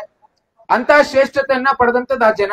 ಅದೇ ರೀತಿ ಯಾವ ಹೋರಾಟಗಳನ್ನ ಮಾಡ್ತಾರೆ ಅಂತಂದ್ರೆ, ಪ್ರತಿ ಕಡೆ ಅವ್ರಿಗೆ ದಾಳಿಗಳನ್ನ ಮಾಡಿ, ದಬ್ಬಾಳಿಕೆಗಳನ್ನ ಮಾಡಿ ನಿಮ್ಮ ದೇಶವನ್ನ ಕಿತ್ಕೊಳ್ತೇವೆ ಎನ್ನುವಂತ ಮಾತುಗಳನ್ನ ಆಡಿದಾಗ ಅತ್ಯಂತ ಉಗ್ರವಾಗಿ ಅವರದ್ದೇ ರೀತಿಯಲ್ಲಿ ಉತ್ತರ ಕೊಟ್ಟಿರ್ತಕ್ಕಂಥದ್ದು ಇಸ್ರೇಲ್ನ ಅತ್ಯಂತ ಉತ್ಕೃಷ್ಟವಾದಂತ ಗುಣ. ದೇಶವೇ ಇಲ್ದಂತ ಜನರು ಮತ್ತೊಂದು ದೇಶವನ್ನ ಹಾಗೆ ಸೃಷ್ಟಿ ಮಾಡ್ಕೊಳ್ತಾರೆ. ಎಲ್ಲ ಜನರನ್ನ ಒಂದ್ ಕಡೆ ಗುಡ್ಡೆ ಹಾಕುವಂಥದ್ದು, ಸಂಘಟಿತರಾಗಿ ಮಾಡ್ತಕ್ಕಂಥದ್ದು. ಅವರ ಭಾಷೆ ಏನ್ ಹೀಬ್ರೂ ಭಾಷೆ ಅಂತ ನಾವ್ ಹೇಳ್ತೀವಿ, ಆ ಭಾಷೆಯನ್ನು ಕೂಡ ಮರ್ತು ಬಿಟ್ಟಿದ್ರು ಯಹೂದಿಗಳು. ಮತ್ತೆ ಆ ಭಾಷೆಯನ್ನ ತಿಳಿಸ್ಕೊಡ್ತಕ್ಕಂಥ ಕೆಲಸವನ್ನ ಆ ಸಮಾಜದ ಗಣ್ಯರು ಮಾಡಿದ್ರು. ಆದ್ರೆ ದುರ್ದೈವದ ಸಂಗತಿ ಏನು ಅಂತಂದ್ರೆ, ಇವತ್ ನಮ್ ದೇಶದಲ್ಲಿ ಏನಾದ್ರೂ ಸಮಸ್ಯೆ ಆದ್ರೆ ಆ ದೇಶವನ್ನ, ನಮ್ಮ ವಿಚಾರಗಳನ್ನ ಟೀಕೆ ಮಾಡ್ಲಿಕ್ಕೆ ನಾವೇ ಮುಂದೆ ಇರ್ತೀವಿ, ನಮ್ಮ ದೇಶದ ಪ್ರಜೆಗಳೇ. ಇದು ಈ ದೇಶದ ದುರ್ದೈವ. ಸೊ ಹಾಗಾಗಿ ನಾವ್ ಯೋಚನೆ ಮಾಡಬೇಕು, ನಮ್ಮ ಚಿಂತನೆಗಳು ಯಾವ ಕಡೆ ಇರ್ಬೇಕು. ದೇಶಕ್ಕಿಂತ ಮಿಗಿಲಾದದ್ದು ಯಾವುದೂ ಇಲ್ಲ, ದೇಶಕ್ಕಿಂತ ದೊಡ್ಡದು ಯಾವುದೂ ಇಲ್ಲ. ತೇರಾ ವೈಭವ್ ಅಮರ್ ರಹೆ ಅಹಮದ್ ಇನ್ಸಾರ್ ರಹೇ ನಾ ರಹೆ ಅಂತ ಹೇಳಿ, ಅಂದ್ರೆ ನಾವ್ 4 ದಿನ ಇರ್ತೀವ ಅನ್ನೋಂಥದ್ದು ಪ್ರಾಮುಖ್ಯತೆನೇ ಇಲ್ಲ ಇಲ್ಲಿ. ನಿನ್ನ ವೈಭವ ಸದಾ ವಿಜೃಂಭಿಸ್ತಾ ಇರಬೇಕು ತಾಯಿ ಭಾರತಾಂಬೆ ಎನ್ನುವಂತ ಚಿಂತನೆ ನಮ್ಮಲ್ಲಿ ಬರ್ಬೇಕು. ಆನಂತರ ನಮ್ಮ ರಾಜಕೀಯ ಸಿದ್ಧಾಂತಗಳು, ರಾಜಕೀಯ ವಿಚಾರಗಳು, ರಾಜಕೀಯ ಪಕ್ಷಗಳು, ರಾಜಕೀಯ ಭಿನ್ನಾಭಿಪ್ರಾಯಗಳು ಅವೆಲ್ಲದಕ್ಕಿಂತ ಮಿಗಿಲಾಗಿ ಯಾವ್ದಿರ್ಬೇಕು ಅಂತಂದ್ರೆ, ನನ್ನ ದೇಶ, ಈ ದೇಶದ ಚಿಂತನೆ, ಈ ದೇಶದ ವಿಚಾರ, ಈ ದೇಶದ ತ್ರಿವರ್ಣ ಧ್ವಜ. ಈ ಸಂಕಲ್ಪ, ಈ ವಿಚಾರ ಎಲ್ಲಿವರೆಗೂ ಬರೋದಿಲ್ಲ, ಅಲ್ಲಿವರೆಗೂ ಒಂದು ಸದೃಢವಾದಂತ ಭಾರತವನ್ನ ಕಟ್ಟಲಿಕ್ಕೆ ಸಾಧ್ಯವೇ ಇಲ್ಲ. ಅನೇಕ ಜನ ಮಹಾಪುರುಷರು ಹೇಳ್ತಾ ಹೋದ್ರೆ ಭಾರತದ ಇತಿಹಾಸ ಎಂತದ್ದು ಅಂತಂದ್ರೆ, ಅನೇಕ ಮಹಾನ್ ಪುರುಷರಿಗೆ ಜನ್ಮವನ್ನ ಕೊಟ್ಟಿರ್ತಕ್ಕಂಥದ್ದು, ಅನೇಕ ಸಾಧಕರಿಗೆ ಅವಕಾಶಗಳನ್ನ ಮಾಡಿಕೊಟ್ಟಿರ್ತಕ್ಕಂಥದ್ದು. ಅನೇಕ ಜನ ಈ ಪುಣ್ಯ ಭೂಮಿಯಲ್ಲಿ ಹುಟ್ಟಿ ಮಣ್ಣಲ್ಲಿ ಮಣ್ಣಾಗಿ ಹೋಗಿದ್ದಾರೆ. ಇವತ್ತು ಯಾವ್ದೂ ಬೇಡ, ನೀವೆಲ್ಲೋ ದೂರದ ಕಾಶ್ಮೀರ್ ಬಗ್ಗೆ ಮಾತಾಡ್ತೀರಾ ಸರ್, ದೂರದ ಗುಜರಾತ್ ಬಗ್ಗೆ ಮಾತನಾಡ್ತೀರಾ, ದೂರದ ಮಹಾನ್ ವ್ಯಕ್ತಿಗಳ ಬಗ್ಗೆ ಮಾತನಾಡ್ತೀರಾ. ವಿದ್ರಾಶ್ವತ, ಇಲ್ಲೇ ನಮ್ ವಿದ್ರಾಶ್ವತದಲ್ಲಿ ಎಷ್ಟು ಜನ ಸ್ವಾತಂತ್ರ್ಯಕ್ಕೋಸ್ಕರ ಹೋರಾಟ ಮಾಡಿ, ದಕ್ಷಿಣದ ಜಲಯನ್ ವಾಲಾ ಬಾಗ್ ಅಂತ ಹೇಳ್ತೀವ್ರಿ, ಎಂತೆಂತ ಹೆಣ್ಮಕ್ಳು ಸ್ವಾತಂತ್ರ್ಯ ಹೋರಾಟಗಾರರು ಪ್ರಾಣವನ್ನ ಕೊಟ್ರು ಬ್ರಿಟಿಷ್ ವಿರುದ್ಧ ಹೋರಾಟ ಮಾಡ್ಬೇಕಾದ್ರೆ. ಅಂತ ವಿದ್ರಾಶ್ವತದ ಇತಿಹಾಸವನ್ನ ಹೇಳ್ಕೊಡ್ತಕ್ಕಂಥ ಕೆಲಸವನ್ನ ನಾವ್ ಎಲ್ಲ ಕೂಡ ಮಾಡ್ಬೇಕು. ನಾನು ಯಾವಾಗ್ಲೂ ಕೂಡ ಚಿಕ್ಕಬಳ್ಳಾಪುರ ಜಿಲ್ಲೆಗೆ ಯಾವಾಗ ಹೋದ್ರು ಕೂಡ ಪ್ರತಿಯೊಬ್ಬರಿಗೂ ಹೇಳ್ತೀನಿ, ಏನು ಅಂತಂದ್ರೆ, ನೋಡಿ, ನಾನು ದೇಶದ ಅನೇಕ ಭಾಗಗಳಿಗೆ ಪ್ರವಾಸ ಹೋದಂತ ಸಂದರ್ಭದಲ್ಲಿ ಎಷ್ಟೋ ರಾಜ್ಯಗಳು ಅಂದ್ರೆ ಈಶಾನ್ಯ ದೇಶಗಳು, ಅಂದ್ರೆ ಈಶಾನ್ಯ ರಾಜ್ಯಗಳು, ಇವೆಲ್ಲವೂ ಕೂಡ ಭಾರತ ರತ್ನವನ್ನು ಇವತ್ತಿಗೂ ಯಾರು ಕೊಡುವಂತ ವ್ಯಕ್ತಿಗಳೇ ಇರ್ಲಿಲ್ಲ ಅವ್ರಿಗೆ, ಇವತ್ತರೆಗೂ ಅವ್ರು ತಗೊಂಡ್ಲಿಕ್ಕಾಗಿಲ್ಲ. ಆದ್ರೆ ಚಿಕ್ಕಬಳ್ಳಾಪುರದ ವಿಶೇಷತೆ ಏನಂತಂದ್ರೆ, ನಮ್ಮ ಜಿಲ್ಲೆಯವರು 2 ಜನ ಭಾರತ ರತ್ನವನ್ನು ಪಡೆದಂತ ಮಹಾನ್ ಸಾಧನೆಯನ್ನ ಮಾಡಿದಂತ ಮಹಾನ್ ಸಾಧಕರು ಈ ಜಿಲ್ಲೆಯಲ್ಲಿ ಇದ್ದಾರೆ. ಅದು ವಿಶ್ವೇಶ್ವರಯ್ಯ ಇರ್ಬೋದು, CNR ರಾವ್ ಇರ್ಬೋದು, ಅಂತ ಮಹಾನ್ ವ್ಯಕ್ತಿಗಳಿಗೆ. ಅದರಲ್ಲೂ ಯಾವ್ದೂ ಬೇಡ, ಡಾಕ್ಟರ್ H ನರಸಿಂಹಯ್ಯ ಅವರು ಇವತ್ತು ನಾವೆಲ್ಲ ಕೂಡ ಬಹುಶಃ ಯಾರಾದ್ರೂ ಬಸವನಗುಡಿ, ಜಯನಗರ ಈ ಭಾಗಕ್ಕೆ ಬಂದ್ರೆ ನ್ಯಾಷನಲ್ ಕಾಲೇಜ್ ಅಂದ್ರೆ ಏನ್ ಇವತ್ತಿಗೂ ಕೂಡ ವಿದ್ಯಾರ್ಥಿಗಳ ಪ್ರತಿಯೊಬ್ಬರ ಕಿವಿಯಲ್ಲಿ ಗುಣಗುಡುವಂತಹ ಕಾಲೇಜಿನ ಹೆಸರೇನಿದೆ, ಆ ಕಾಲೇಜನ್ನ ಕಟ್ಟಲಿಕ್ಕೆ ಶ್ರಮಿಸಿದಂತದ್ದು ನಮ್ಮ ಗೌರಿಬಿದನೂರಿನ ಎಚ್ ನರಸಿಂಹಯ್ಯ ಅವರು. ಇಲ್ಲಿಂದ ಪಾದರಕ್ಷೆ ಇಲ್ಲದೆ ನಡ್ಕೊಂಡು ಹೋಗಿ ಆ ಒಂದು ಶಾಲೆಯನ್ನ, ಆ ಒಂದು ಕಾಲೇಜನ್ನ ಹೇಗ್ ಕಟ್ಟಬೇಕು, ಯಾವ ರೀತಿ ಅಡ್ಮಿನಿಸ್ಟ್ರೇಷನ್ ನಡೆಸಬೇಕು, ಯಾವ ರೀತಿ ವಿದ್ಯಾರ್ಥಿಗಳನ್ನ ಕರ್ಕೊ ಬರ್ಬೇಕು ಎನ್ನುವಂತ ದೂರದೃಷ್ಟಿಯ ಚಿಂತನೆ ಇಟ್ಕೊಂಡು ಕೆಲಸ ಮಾಡದಂತದ್ದು ಎಚ್ ನರಸಿಂಹಯ್ಯ ಅವರು. ಅಂತವ್ರನ್ನು ಕೂಡ ಸ್ಮರಿಸ್ಕೊಳ್ತಕ್ಕಂತ ಕೆಲಸ ಆಗ್ಬೇಕು ಇವತ್ತು ಸಮಾಜದಲ್ಲಿ. ನೀವು ಸರಿ ಸರ್, ಬಹಳ ದೂರದ ವ್ಯಕ್ತಿಗಳ ಬಗ್ಗೆ ನೀವು ಮಾತನಾಡ್ತೀರಾ, ಎಲ್ಲವೂ ಸರಿ. ನಮ್ಮದೇ ಜಿಲ್ಲೆಯವರು ಇದಾರ್ರಿ, ಎರಡೆರಡು ಭಾರತ ರತ್ನವನ್ನ ಕೊಡ್ತಕ್ಕಂಥದ್ದು ಸಾಮಾನ್ಯದ ಸಂಗತಿ ಅಲ್ವೇ ಅಲ್ಲ. ಇವತ್ತಿಗೂ ಭಾರತ ದೇಶದಲ್ಲಿ ನಿಮಗ್ ಗೊತ್ತಿರ್ಲಿ, ಎಷ್ಟೋ ರಾಜ್ಯಗಳು ಒಂದು ಭಾರತ ರತ್ನವನ್ನ ಕೊಡ್ತಕ್ಕಂತ ವ್ಯಕ್ತಿಗಳನ್ನ ನಿರ್ಮಾಣ ಮಾಡ್ಲಿಕ್ಕೆ ಆಗ್ಲಿಲ್ಲ. ಆದ್ರೆ ಚಿಕ್ಕಬಳ್ಳಾಪುರ ಜಿಲ್ಲೆಯ ವೈಶಿಷ್ಟ್ಯತೆ ಏನು ಅಂತಂದ್ರೆ ಎರಡೆರಡು ಭಾರತ ರತ್ನವನ್ನ ಕೊಟ್ಟಿದ್ದೇವೆ. ಅತ್ಯಂತ ಉತ್ಕೃಷ್ಟವಾದಂತ ಶಿಕ್ಷಣ, ಸಂತರಿಗೆ ಸಮಾನವಾದಂತ ಎಚ್ ನರಸಿಂಹಯ್ಯ ಅವರನ್ನ ನಿರ್ಮಾಣ ಮಾಡುವಂತಹ ಕೆಲಸವನ್ನು ಮಾಡಿದ್ದೇವೆ. ವಿಧರಾಶ್ವತ್ಥದಲ್ಲಿ ಅನೇಕ ಕ್ರಾಂತಿಕಾರಿ ಶಿವಪ್ರತಿಭಾ ಸತ್ಯಾಗ್ರಹ ಆದಂತ ಸಂದರ್ಭದಲ್ಲಿ ಅದೇ ರೀತಿಯ ಹೋರಾಟ ಇವತ್ತು ವಿಧರಾಶ್ವತ್ಥದಲ್ಲಾಯ್ತು. ಯಾವ ಶಿವಪುರದಲ್ಲಿ ಧ್ವಜ ಸತ್ಯಾಗ್ರಹ ಆಗಬೇಕಾದ್ರೆ ಇಲ್ಲಿ ವಿಧರಾಶ್ವತ್ಥದಲ್ಲಿ ಕೂಡ ಅನೇಕ ರೀತಿಯ ಸ್ವಾತಂತ್ರ್ಯ ಹೋರಾಟಗಾರರು ಹೋರಾಟಗಳನ್ನ ಮಾಡಿ ತಮ್ಮ ಪ್ರಾಣವನ್ನ ಸಮರ್ಪಣೆ ಮಾಡಿದ್ರು. ಸೊ ಹಾಗಾಗಿ ಈ ರೀತಿಯ ಮಹಾನ್ ವ್ಯಕ್ತಿಗಳಿಗೆ, ಮಹಾನ್ ವಿಚಾರಗಳಿಗೆ ನಾವೆಲ್ಲ ಕೂಡ ಮಹತ್ವನ ಕೊಟ್ಟಿರ್ತಕ್ಕಂಥದ್ದು. ನಾನು ಮತ್ತೊಂದು ಬಹಳ ಪ್ರಮುಖವಾದಂತ ಅಂಶ ಏನಂತಂದ್ರೆ, ನಮ್ಮ ಇನ್ಫೋಸಿಸ್ ನಾರಾಯಣಮೂರ್ತಿ ಅವರು ಕೂಡ ಇದೇ ಜಿಲ್ಲೆಯವರು. ಅವರು ಇನ್ಫೋಸಿಸ್ ಸಂಸ್ಥೆಯನ್ನ ಸ್ಥಾಪನೆ ಮಾಡ್ಬೇಕಾದ್ರೆ ನನಗೆ ಗೊತ್ತಿದೆ, ಅವ್ರು ಒಂದು ಸಣ್ಣ ಸಾಮಾನ್ಯ ಒಂದು ಈ ರೀತಿಯ ಸಣ್ಣ ಬಿಲ್ಡಿಂಗ್ ಅನ್ನ ಕಟ್ಕೊಂಡು ಒಂದೇ ಒಂದು ಕಂಪ್ಯೂಟರ್ ಇಟ್ಕೊಂಡು ಕೆಲಸ ಮಾಡ್ತಿದ್ದಂತ ನಾರಾಯಣಮೂರ್ತಿ ಅವರು ಇವತ್ತು ಜಗದ ಉದ್ದಗಲಕ್ಕೂ ಕೂಡ ಇನ್ಫೋಸಿಸ್ ಎನ್ನುವಂತಹ ಸಂಸ್ಥೆ ಇಡೀ IT ಸೆಕ್ಟರ್ಗೆ ಒಂದು ಅತ್ಯಂತ ಉತ್ಕೃಷ್ಟವಾದಂತ ಸಾಧನೆಯನ್ನ ಮಾಡುವಂತಹ ಕೆಲಸವನ್ನ ಮಾಡಿದೆ. ಅವರು ಕೂಡ ಇದೇ ಜಿಲ್ಲೆಯ ಒಬ್ಬ ಮನೆಯ ಮಗ. ಸೊ ಹಾಗಾಗಿ ಹೇಳ್ತಾ ಹೋದ್ರೆ ದೇಶದ ಇತಿಹಾಸ ಇರ್ಬೋದು, ದೇಶದ ವಿಚಾರಗಳು, ದೇಶದ ಚಿಂತನೆಗಳ ಬಗ್ಗೆ ಹೇಳ್ತಾ ಹೋದ್ರೆ ಅನೇಕ ವಿಷಯಗಳು ನಮಗ್ ಸಿಗ್ತಾ ಹೋಗ್ತದೆ. ಆದ್ರೆ ನಾವಿಲ್ಲಿ ಮಹತ್ವ ಕೊಡ್ಬೇಕಾಗಿರ್ತಕ್ಕಂಥದ್ದು ಏನು ಅಂತಂದ್ರೆ, ನಾವಿವತ್ತು ಈ ವಿಷಯಗಳನ್ನ ತಿಳ್ಕೊಂಡ್ವಿ, ಇಲ್ಲಿಗೆ ಬಿಟ್ಟು ಹೋಗಿ ನಾವು ನಾಳೆ ಎಲ್ಲವನ್ನು ಕೂಡ ಮರಿತೀವಿ ಅನ್ನುವಂಥದ್ದಲ್ಲ. ಇದನ್ನ ನಮ್ಮ ಯುವ ಪೀಳಿಗೆಗೆ ಹೇಳುವಂತಹ ಕೆಲಸ ಆಗಬೇಕು. ಆ ಹೇಳಿದಾಗ ಮಾತ್ರ ಸಮಾಜದಲ್ಲಿ ಬದಲಾವಣೆ ತರಲಿಕ್ಕೆ ಸಾಧ್ಯ. ಸೊ ಹಾಗಾಗಿ ಆ ನಿಟ್ಟಿನಲ್ಲಿ ನನಗೆ ಯಾವಾಗ್ಲೂ ಕೂಡ ಗೌರಿಬಿದನೂರಿನ ವಿಶೇಷತೆ ಏನು ಅಂತಂದ್ರೆ, ದೇಶದ ವಿಚಾರಗಳು, ಧರ್ಮದ ವಿಚಾರಗಳು ಅಥವಾ ಚಿಂತನೆಗಳು ಬಂದಾಗ ಯಾವಾಗ್ಲೂ ಕೂಡ ನಮ್ಮ ಜಿಲ್ಲೆಯಲ್ಲಿ ಹೆಚ್ಚು ಪ್ರಾಮುಖ್ಯತೆಯನ್ನ ಜನ ತೋರಿಸ್ತಕ್ಕಂಥದ್ದು ಈ ಭಾಗದಲ್ಲಿ. ಇದೇ ರೀತಿಯ ಹೆಚ್ಚೆಚ್ಚು ಉತ್ಕೃಷ್ಟವಾದಂತ ಕಾರ್ಯಕ್ರಮಗಳಾಗಬೇಕು. ದಯವಿಟ್ಟು ಪದೇ ಪದೇ ಹೇಳ್ತೇನೆ, ಈ ವಿಚಾರಗಳನ್ನ ಯುವಕರಿಗೆ, ಯುವ ಪೀಳಿಗೆಗೆ ಹೇಳುವಂತ ಕೆಲಸ ಮಾಡಿ. ಭಾರತದ ಭವಿಷ್ಯ ಇರ್ತಕ್ಕಂಥದ್ದು ಇವತ್ತಿನ ಯುವ ಪೀಳಿಗೆ ಮೇಲೆ. ಇವತ್ತು ಅನೇಕ ರೀತಿಯ ಷಡ್ಯಂತ್ರಗಳನ್ನ ಮಾಡಿ ಭಾರತವನ್ನ ತುಂಡು ತುಂಡಾಗಿ ಮಾಡ್ಬೇಕನ್ನುವಂಥದ್ದು ನಡೀತಾ ಇದೆ. ಅರಾಜಕತೆಯನ್ನ ಸೃಷ್ಟಿ ಮಾಡ್ಬೇಕೆನ್ನುವಂಥದ್ದು ನಡೀತಾ ಇದೆ. ಇವೆಲ್ಲದರ ವಿರುದ್ಧ ನಾವು ಹೋರಾಟ ಮಾಡುವಂಥದ್ದು ಹೇಗೆ ಅಂತಂದ್ರೆ, ನಾವು ಸದೃಢರಾಗ್ಬೇಕು, ನಾವು ಸಶಕ್ತರಾಗ್ಬೇಕು, ನಾವು ಸಾಮರ್ಥ್ಯತೆಯನ್ನ ತೋರಿಸುವಂತಹ ಕೆಲಸವನ್ನು ಮಾಡ್ಬೇಕು. ಸ್ವಚಿಂತನೆ ಅನ್ನುವಂಥದ್ದು ನಮ್ಮ ಜಾಗೃತರಾಗ್ಬೇಕು. ಯಾರೋ ಬಂದು ನಮ್ಗೆ ಹೇಳಿ ನಾವು ವಿಚಾರಗಳನ್ನ ತಿಳ್ಕೊಳ್ತಕ್ಕಂಥದ್ದಲ್ಲ. ನನ್ನ ದೇಶದ ಇತಿಹಾಸದ ಬಗ್ಗೆ, ನನ್ನ ದೇಶದ ವಿಚಾರಗಳ ಬಗ್ಗೆ ಯಾರಿಂದನೋ ಬೇರೆ ದೇಶದ ಪ್ರಜೆಯಿಂದ ಪಡ್ಕೊಳ್ತಕ್ಕಂತ ಅವಶ್ಯಕತೆ ಇಲ್ಲ. ನಾನೇ ತಿಳ್ಕೊಂಡು ನನ್ನ ಜನರಿಗೆ ಹೇಳುವಂತ ಕೆಲಸ ಮಾಡಿದಾಗ ಖಂಡಿತವಾಗ್ಲು ಯಾವ ರೀತಿ ಶಿವಾಜಿ ಮಹಾರಾಜರು ಮಾವಳರ ಗುಂಪನ್ನ ಕಟ್ಟಿ ಸಂಘಟನೆ ಮಾಡಿ ಒಂದು ದೊಡ್ಡ ಹಿಂದವಿ ಸಾಮ್ರಾಜ್ಯವನ್ನ ಸ್ಥಾಪನೆ ಮಾಡ್ತಾರೆ, ಆ ರೀತಿಯ ಸಾಮ್ರಾಜ್ಯವನ್ನ ಸ್ಥಾಪನೆ ಮಾಡುವಂತ ಶಕ್ತಿ, ಸಾಮರ್ಥ್ಯ, ಚಾಕಚಕ್ಯತೆ ನಮ್ಮೆಲ್ಲರಿಗೂ ಕೂಡ ಇದೆ. ಸೊ ಹಾಗಾಗಿ ಆ ನಿಟ್ಟಿನಲ್ಲಿ ನಾವೆಲ್ಲ ಕೂಡ ಕೆಲಸ ಮಾಡೋಣ ಅಂತ ಹೇಳ್ತಾ, ಹಿಂದೂ ಸಮಾಜದ ಬಗ್ಗೆ, ದೇಶದ ಬಗ್ಗೆ ಮಾತಾಡ್ತಾ ಹೋದ್ರೆ ಅನೇಕ ತಿಂಗಳುಗಳು, ವರ್ಷಗಳಾಗುತ್ತೆ. ಯಾಕಂದ್ರೆ ಅಷ್ಟು ವಿಚಾರಗಳು ಸಿಗುತ್ತೆ ನಮಗೆ, ಒಂದೊಂದಲ್ಲ ಅನೇಕ ವಿಚಾರಗಳಿದೆ. ಆದ್ರೆ ಇವತ್ತಿಗೆ ಇಷ್ಟನ್ನು ಸೀಮಿತ ಮಾಡಿ ಜಾಸ್ತಿ ಹೇಳಿದ್ರೆ ನಮ್ ಜನ ಮರ್ತೋಗ್ಬಿಡ್ತಾರೆ. ಸೊ ಹಾಗಾಗಿ ಇಷ್ಟಕ್ಕೆ ಸೀಮಿತ ಮಾಡಿ ಮುಂದಿನ ದಿನಮಾನಗಳಲ್ಲಿ ಒಳ್ಳೆ ಬದಲಾವಣೆಗಳ ಸಮಾಜದಲ್ಲಿ ಆಗ್ಲಿ ಅಂತ ಕೇಳ್ತಾ ನಾನು ಮಾತುಗಳನ್ನು ಮುಗಿಸ್ತೇನೆ. ಧನ್ಯವಾದ.